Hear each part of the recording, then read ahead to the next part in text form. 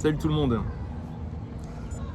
Alors, journal de bord aujourd'hui, Hatem Ben Abdallah, dimanche 23 juin 2024 à 16h.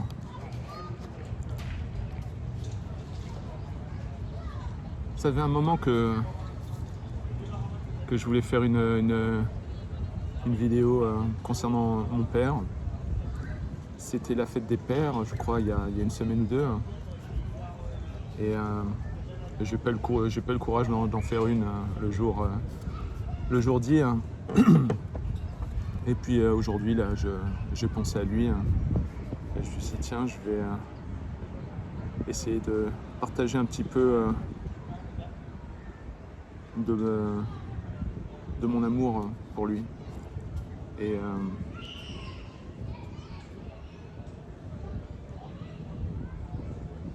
j'ai un rapport un peu particulier avec mon père. C'est vraiment une histoire difficile et en même temps pleine de lumière. Donc j'ai toujours connu mon père depuis que je suis tout petit. En tout cas, c'est ce que je ressentais dans ma perception, comme un vieux papa. J'ai l'impression que, je sais pas, quand j'étais petit, quand j'avais 5 ans, il devait peut-être avoir 40, 45, 50, je sais pas. Mais je me rappellerai toujours de ses mains et de sa peau, de son odeur. Et je voyais bien qu'il était plus vieux que les autres papas. Et c'est normal, de toute façon. Mon père avait un certain âge lorsqu'il a rencontré ma mère. Et il sortait déjà d'une relation où il a déjà eu des enfants, d'une relation précédente. Et bref, en tout cas, j'ai toujours eu un amour profond pour mon père. Mon enfance n'a pas été facile, à vrai dire. Et ça a été difficile pour moi de trouver ma voie et de pouvoir ressentir quoi que ce soit. J'avais au fond de moi un amour pour ce père et en même temps mon père qui venait d'une autre époque et avec la culture du Maghreb et avait une forme d'autorité assez impressionnante. Et donc voilà, j'ai eu cette enfance extrêmement difficile où mes parents ne s'entendaient pas du tout, en tout cas dans ma perception, encore une fois. Je me rappelle pas avoir une seule fois vu mes parents s'entendre. Et donc j'avais d'une certaine manière un amour profond pour mon père, mais presque inavouable en moi, parce que bref. En tout cas, ce que je voulais dire, c'est que mon père est décédé depuis 2002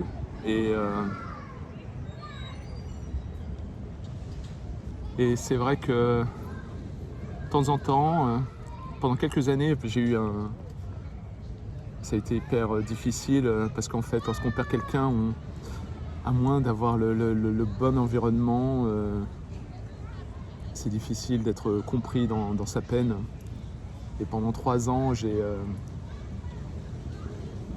suis allé dans la douche tout seul dans mon coin. C'est un truc que j'ai toujours fait en fait. Et quand je pleure, quand j'ai de la peine, je fais ça en privé et je le montre jamais. Et il y a quelques années, j'étais là en train de dire putain, je me disais il me manque. Et pendant que je me lavais les mains, je me suis rendu compte que j'avais l'impression que mes mains ressemblaient aux siennes. Et plus je vieillis et plus elles ressemblent de plus en plus aux mains qu'il avait à l'époque de mon enfance. Et donc je me dis, ben voilà, il est toujours avec moi. Hein. Si à chaque fois j'ai besoin de lui, il suffit ou je pense à lui, j'ai qu'à regarder mes mains et je le vois. Et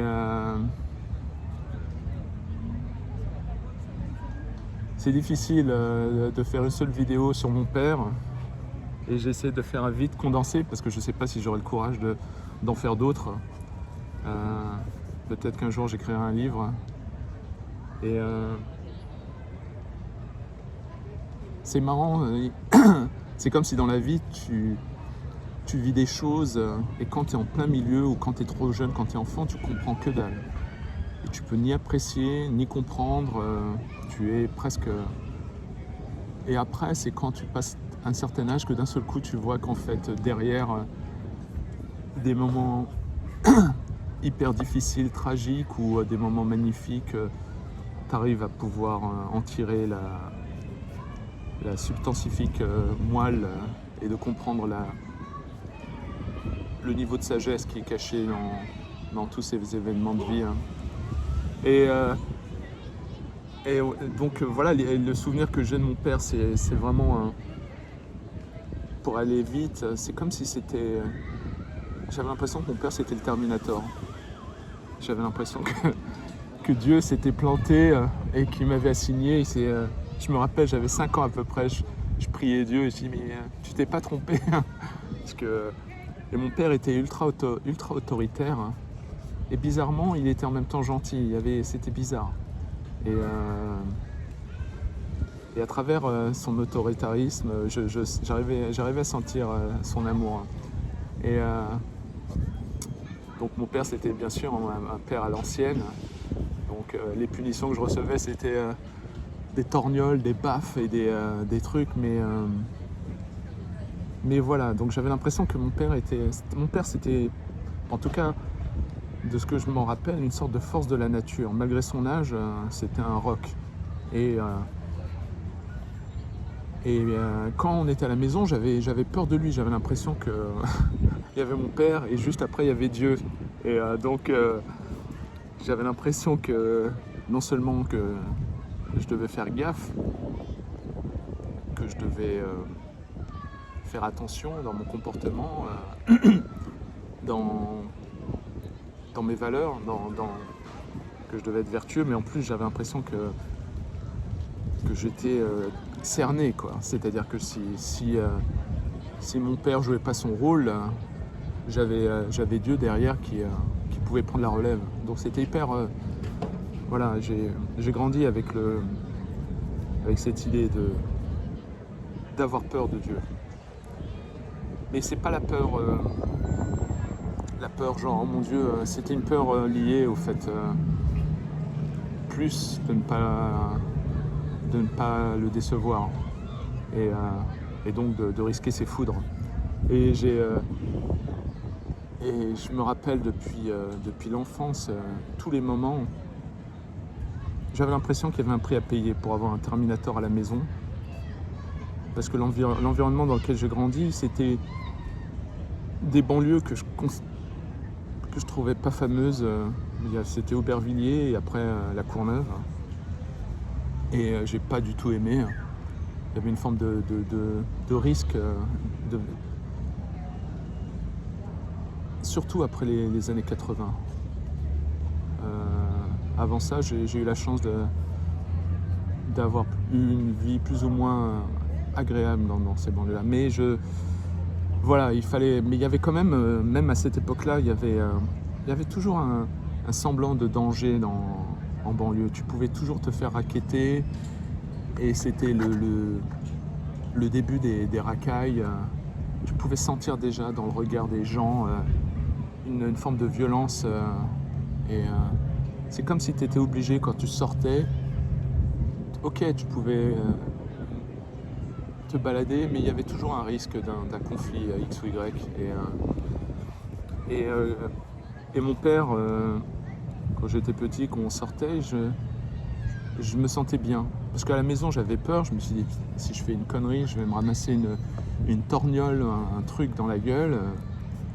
Mais quand on était dehors, je me disais ah mais là je suis dehors, donc j'avais l'impression que là, maintenant le Terminator est à mon service.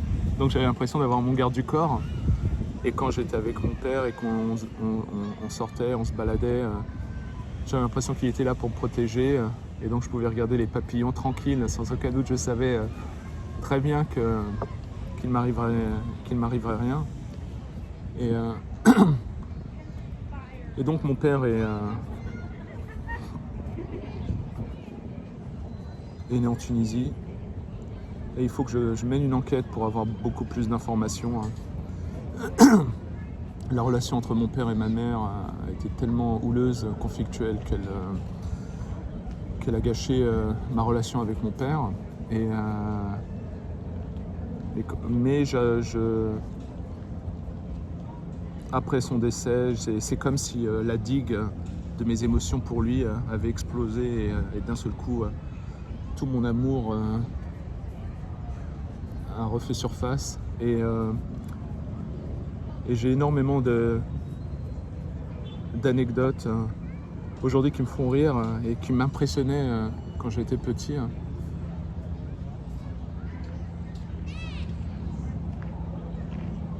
Et j'ai vu un mec chelou, je me suis dit, oh là, j'espère que... Et je comprenais pas du tout mon père à l'époque. Il n'était pas du tout le père conventionnel. J'avais envie d'avoir un papy gâteau, mais en fait, mon père, c'était un molosse, une force de la nature, et bizarre, mais en même temps, il irradiait de charisme. C'est super étrange en fait. C'est peut-être les hommes de l'époque, mais j'ai jamais vu de ma vie un homme, jamais rencontré de ma vie un homme aussi alpha que mon père. Il était d'une stature, d'une autorité. C'était pas un intellectuel ou pas, mais il avait quelque chose, un charisme, une lumière, et il avait en tout cas jusqu'à un certain point une forme d'assurance.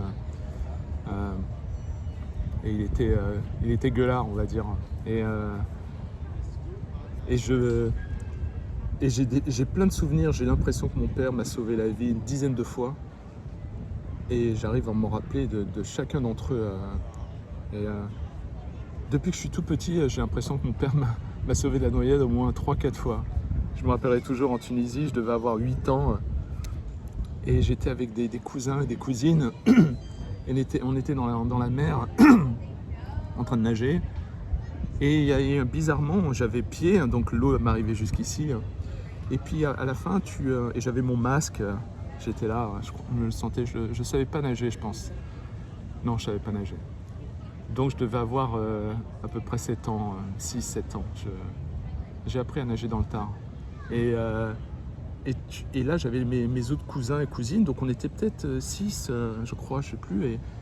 Et je me rendais pas compte, mais tu avais des trous, et tu sais pas de quelle profondeur, peut-être 1 mètre ou 2, mais comme j'étais petit, j'avais l'impression. Et en fait, à un moment donné, je me suis rendu compte que j'étais aspiré par ce trou. Donc tu as une sorte de spirale et des courants qui te tirent vers le bas, et tu es là, tu peux battre, mais et moi j'étais terrifié, et je vois mes autres cousins et cousines qui pareil se sont retrouvés dans des trous, chacun avait son trou, et tout le monde était en train de se noyer. Et là je vois mon père à l'époque qui déjà prenait de l'âge, et il avait son petit maillot de bain ridicule, et il était là, et il nous voit tous en train d'hurler et tout, à demander de l'aide, et je le vois arriver tranquille, aucune angoisse, aucune panique, et il marche entre les trous et il chope tout le monde un par un comme ça, et moi il me prend par le cou et il me sort du trou, et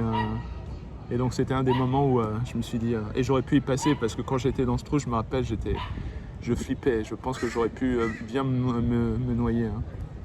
Et là et pareil, une autre fois j'étais à la piscine, une piscine d'un hôtel en Tunisie, et j'avais mon petit masque et je savais toujours pas nager, et j'étais sur le rebord, donc je testais des trucs, et à un moment donné je perds, j'arrive plus à tenir, et j'ai de l'angoisse, j'arrive plus à respirer, et j'aurais dû normalement me noyer. Et là mon père, comme par hasard, je sais pas comment il faisait, il décide d'aller dans la piscine et je le vois pareil et me voir. Et il m'a reconnu malgré que j'avais mon masque immense et il m'a sorti de là. Et c'est marrant parce que quand j'étais à Aubervilliers et que je me rappellerai toujours de cette fois où on était à Aubervilliers quelque part dans un parc et jouait à la pétanque avec d'autres gars. Et moi je devais avoir, je sais pas, j'étais petit, peut-être, je sais plus quel âge, j'étais tout petit. Et je vois la structure de jeu avec le toboggan et je me dis allez j'y vais et tout, et j'y vais et là je vois qu'il y a un gamin, une sorte de presque de petite racaille. Tu sentais déjà dans le regard là l'avenir de la racaille. Et il est là, il est tout en haut, il ose pas descendre du toboggan. Et moi je me dis alors j'ai envie d'y aller quoi, tu vois. Et donc je le contourne et je décide de glisser devant lui. Et lui il est perturbé et peut-être que je l'ai bousculé. Et il tombe du haut du toboggan et il se ramasse sur le menton. Et pile poil sur le menton, nickel ici. Et il se relève avec le menton fendu, avec du sang ici. Et là, je vois dans ce regard une haine, la haine de la racaille. C'était un rebeu. Et il me regarde, il dit attends, tu vas voir, je vais appeler mes frères et tout. Et même à l'époque, à mon âge, je savais que appeler les frères, c'était la fin, quoi.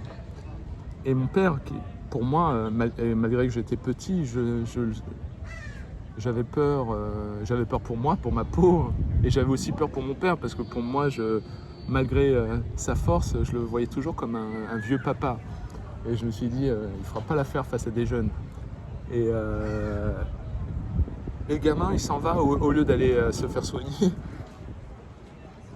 il part pour chercher ses frères. Et moi je me dis oh là là, ça y est, et tu sens instinctivement déjà en banlieue, même quand tu es tout petit, l'aspect un peu clan, racaille, alors qu'on t'a rien expliqué, mais tu le sens. Et donc là j'ai une panique qui monte en moi, je vais voir mon père qui joue à la pétanque, et je lui dis écoute papa, j'ai fait tomber un garçon et il a dit qu'il allait rappeler ses frères et tout. Et il me dit ouais t'inquiète pas, quand ils arrivent tu m'appelles. Moi j'étais flippé, je lui disais mais non tu viens avec moi maintenant. Et il continue à jouer. Et là j'attends donc les frères à côté de la structure et je vois deux gaillards qui arrivaient, deux grands, 3 fois plus grands que le petit gamin, et qui arrivent. Et je me suis dit c'est bon, on est mort. Bon, ils vont nous tabasser, ça va mal se finir. Et j'appelle mon père de loin, ils arrivent et mon père arrive. Ils sont deux gaillards, il faut avoir 25 ans, un truc, et mon père était âgé et tout, et il y avait la petite racaille, la petite punaise là, et ils arrivent, et avant qu'ils puissent parler, mon père leur montre du doigt leur frère, leur petit frère, et il leur pointe les deux, il dit hey, vous deux, prenez votre frère et emmenez-le à l'hôpital, et barrez-vous. Et je me dis c'est bon, on est mort, ils vont lui rentrer dedans, et je vois les deux mecs tourner et prendre leur frère et partir. Je me suis dit qu'est-ce qui se passe, il y a de la magie ou quoi, donc voilà, et puis et j'ai plein d'histoires comme ça, je crois que je saurais jamais si c'était l'environnement ou pas, et puis j'ai plein d'histoires, j'ai vraiment celle qui m'a marqué le plus, c'est lorsqu'on était on habitait donc à Aubervilliers dans ce logement de fonction au dernier étage, et l'usine avait déposé le bilan, mais on avait toujours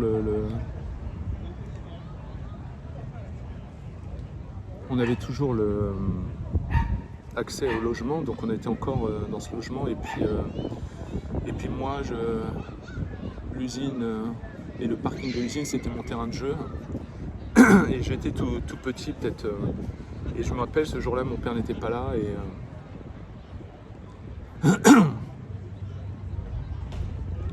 et je me baladais dans l'usine, je connaissais l'usine par cœur, le parking, je savais qu'il n'y avait rien.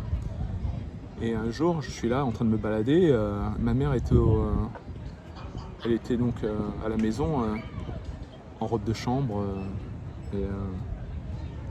Et donc je crois que c'était en après-midi, hein, ou je sais pas si c'était pas en matinée ou en après-midi. Mon père n'était pas là, la voiture de mon père n'était pas là, donc il n'y avait que ma mère, ma sœur et moi. Et à l'époque, il faut savoir qu'à Aubervilliers, je sais pas, c'est peut-être toujours le cas, il y avait les racailles qui faisaient flipper, mais il y avait encore ceux qui faisaient encore plus flipper, c'était les gitans. Donc on avait une communauté de gitans à côté, hein. Donc moi, dans mon imaginaire, pour moi, les gitans, c'était coup de couteau, machin, c'était risqué. Et,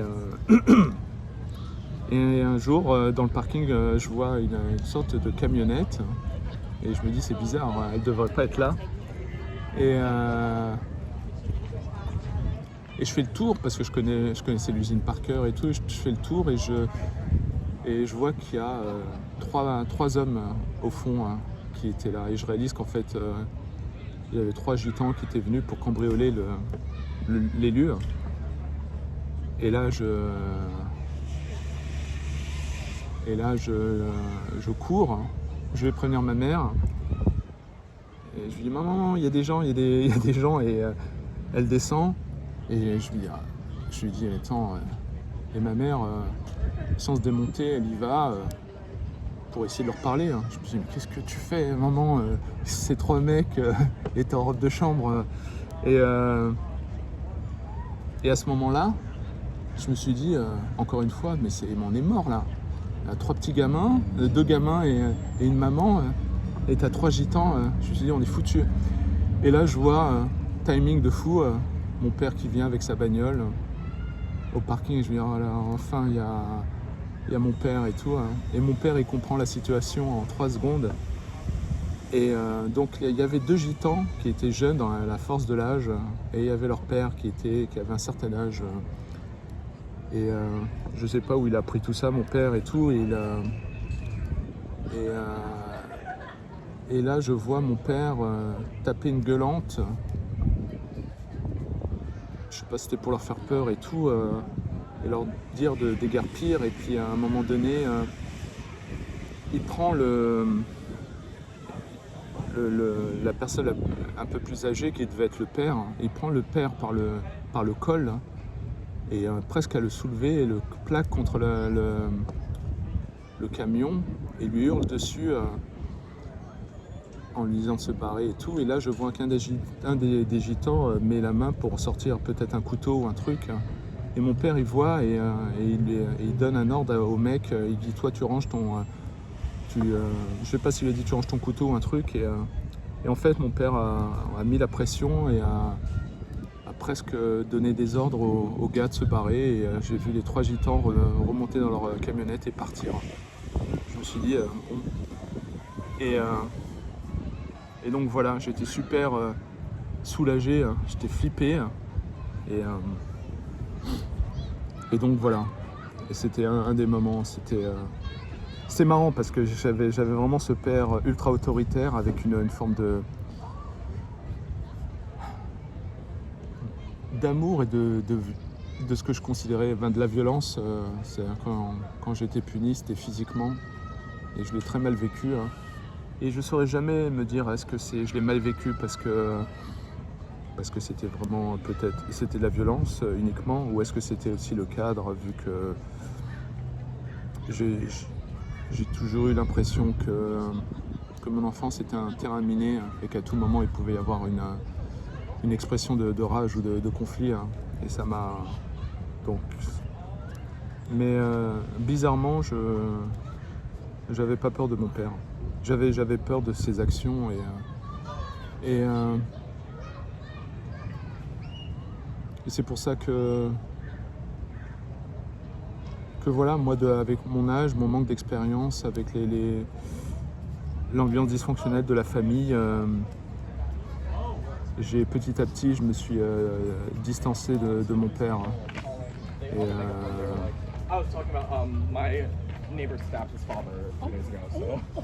et donc j'ai eu plein de bons moments avec mon père, mais la relation entre mes parents était tellement cataclysmique cosmico-explosion.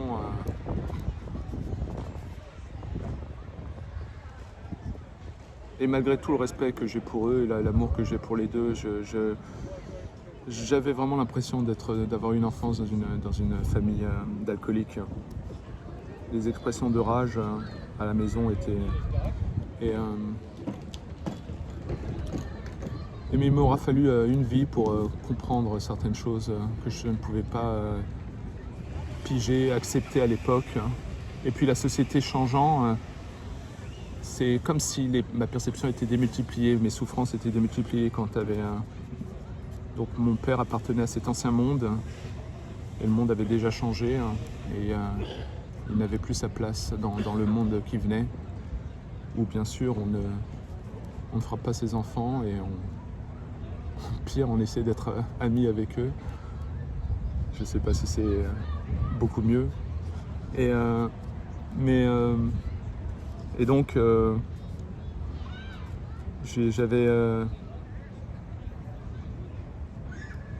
j'avais 18 ans à peu près, et je sais qu'il galérait, et qu'il... aussi bien dans sa vie de couple, c'était une cata, et aussi bien dans sa vie, c'était pas chouette, mais à l'époque je pouvais pas comprendre et même avoir la maturité pour avoir une acceptation de ces expressions de colère. Et un jour il est là, et je sens qu'il est exaspéré parce que je lui tiens tête, et je sais que ça va mal finir et tout, et donc à ce moment-là je lui tiens tête et je lui dis écoute, c'est la dernière fois que tu portes la main sur moi, et j'étais prêt à me battre avec lui. Et là, dans ma grande stupeur, on a eu une conversation, la seule, je crois, conversation profonde, où il m'a dit qu'il était désolé, qu'il avait été élevé comme ça, et que ça se reproduirait plus jamais. Et effectivement, depuis ce jour-là, il m'a jamais embêté ou abusé ou quoi que ce soit. Mais malheureusement, le mal avait été fait pendant tellement d'années. J'ai pris le parti de ma mère, de sa perception.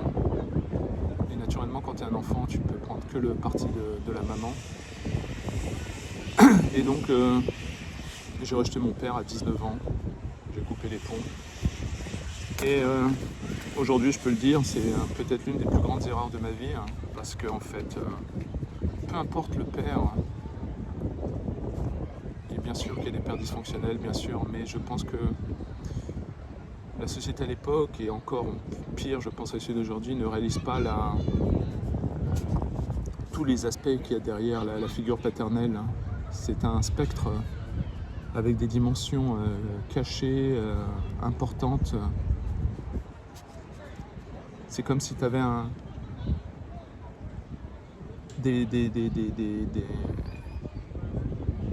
certain nombre d'aspects ultra importants qui n'existent pas chez la mère. Chez le père, il y a la notion de l'amour conditionnel, de l'autorité, de l'héritage, de la connexion à Dieu.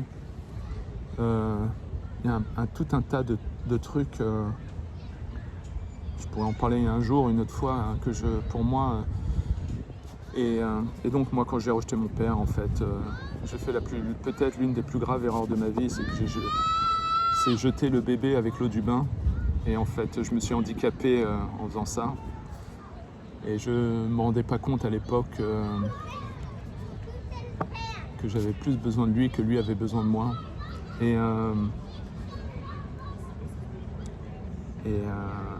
lorsque tu viens d'une famille dysfonctionnelle où finalement tout est simplifié à un point, tout devient manichéen à un point en fait, qu'à la fin, avec tellement d'années de dysfonction, j'ai pris le camp de ma mère en me disant voilà, j'ai le camp du bien et le camp du mal, c'est le camp de mon père. Et en fait, c'est plus tard que j'ai réalisé qu'en fait, dans nos souffrances, on a on a rejeté mon père et on l'a utilisé comme un bouc émissaire. Encore une fois, je n'idéalise pas mes parents, aucun de mes parents, mais et je ne dis pas que mon père était un ange, bien au contraire, mais je pense que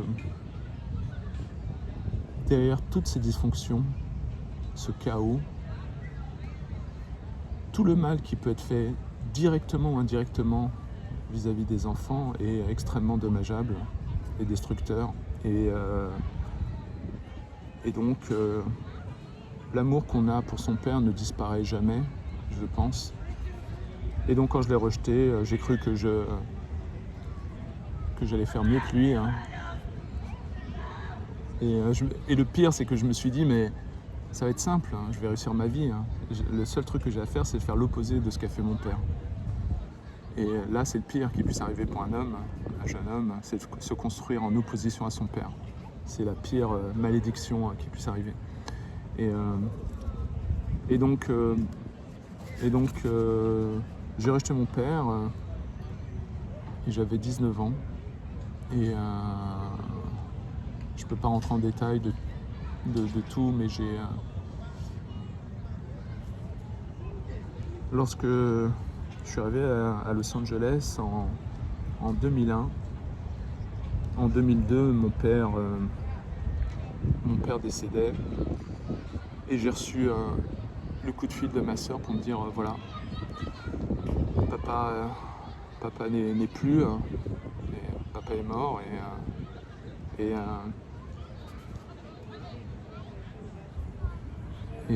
à l'époque, je ne me rendais pas compte de ce phénomène d'aliénation parentale que j'ai décrit dans d'autres vidéos. Et là, je me suis effondré, j'ai pas pu tenir debout, je suis tombé à genoux, parce qu'en fait, tout l'amour que j'avais de mon père n'avait pas été toujours là. Et j'ai mon fils à l'époque qui avait un peu plus d'1 an, qui est venu me consoler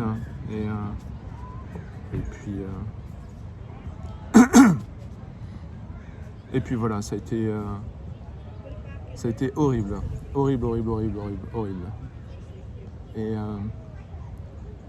Et aujourd'hui, à mon âge, j'arrive maintenant un peu à comprendre et à ressentir ce qu'il a dû traverser et la complexité des rapports humains et la complexité parfois des relations de couple. Et encore une fois, je n'idéalise ni mon père ni ma mère, je les aime tout simplement. Et ce qui est fascinant, c'est que malgré la distance, la séparation, j'ai commencé à comprendre certaines sagesses qu'il a essayé de me transmettre. Voilà. Et quand ça a été le moment de son enterrement, j'étais tellement pris d'émotion. J'ai quelque chose en moi particulier, c'est-à-dire que quand j'ai des émotions hyper fortes, j'ai l'impression que dans mon cerveau, ça fait un raccourci vers le fou rire. C'est-à-dire que je peux sentir de la peine ou un grand désarroi, mais je ne sais pas si c'est un mécanisme de protection de l'enfance, parce que il y a eu des situations, mais vraiment d'une horreur dans mon enfance et je crois que par instinct de protection, je pars en fou rire. Et quand il y a eu l'enterrement de mon père en Tunisie, on l'a enterré dans son village natal à Porto Farina, à Arnef. Je voyais ces femmes, ces tantes et tout ça en train de pleurer et tout. Et moi, l'émotion, ma peine était tellement forte que ça a court-circuité dans mon cerveau et je suis parti en mode fou rire. Je ne pouvais plus me retenir. J'étais mort de rire durant un enterrement.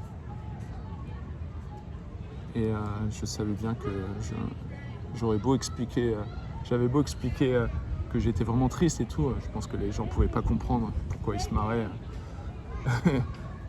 Pourtant j'étais là, je suis venu pour l'enterrement. Et donc voilà, ça a été. Et quand j'ai vu ce village, j'ai vu ces gens, j'ai pensé à mon père. Et aujourd'hui, à mon âge, avec mon recul, mon expérience de vie, je sais maintenant comment aimer et accepter mon père comme il était. Et en tout cas, voilà. Et ce jour-là, j'ai réalisé en enterrant mon père que j'enterrais le seul homme sur Terre qui voulait que je sois mieux que lui. Donc voilà. En tout cas, merci. Je suis impressionné par ma performance. J'ai réussi à pas lâcher une larme. Et donc voilà. En tout cas, merci.